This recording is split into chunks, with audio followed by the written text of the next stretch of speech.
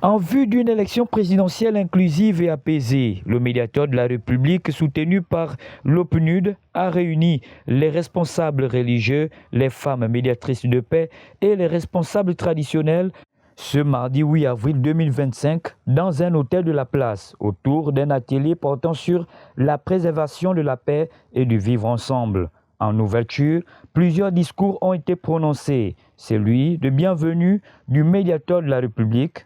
Distingués invités, Mesdames, Messieurs, à quelques jours du scrutin présidentiel du 12 avril 2025, cette rencontre revêt une importance particulière. Elle s'inscrit dans la continuité de l'appel que j'ai lancé le 28 mars dernier, à la veille de l'ouverture de la campagne électorale, en direction des candidats, des acteurs politiques, de la société civile, des médias et de l'ensemble des citoyens.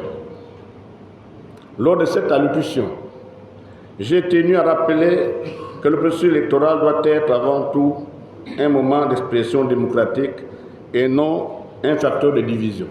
Du représentant du PNUD, du chef de l'UNOCA et du ministre de l'Intérieur.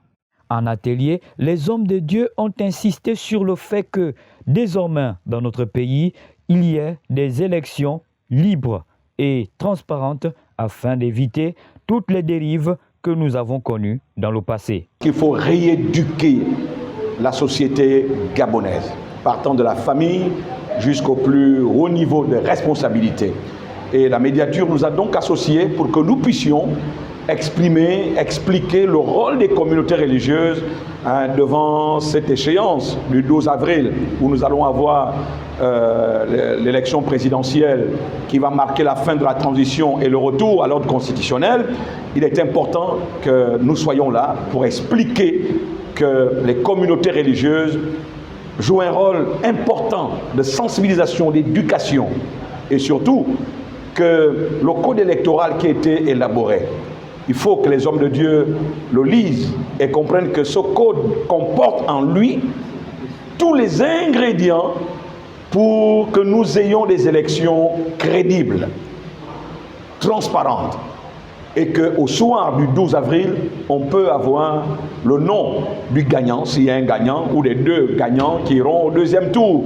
Il faut rassurer le peuple. Il y a trop de fausses informations qui, de fois, prennent la place à la vérité.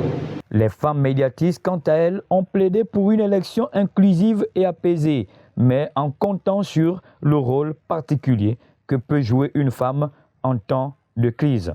Nous avons rappelé le rôle que doivent jouer les femmes, un rôle qu'elles jouent déjà depuis des mois, sinon depuis des années d'ailleurs, sur le terrain, à travers des sensibilisations, à travers des campagnes d'information, à travers des campagnes d'éducation citoyenne et électorale, parce qu'il faut que les populations aient la bonne et la juste information pour agir en conséquence. C'est donc une élection attendue par le peuple gabonais, car elle marquera le point de départ d'une nouvelle ère politique dans notre pays.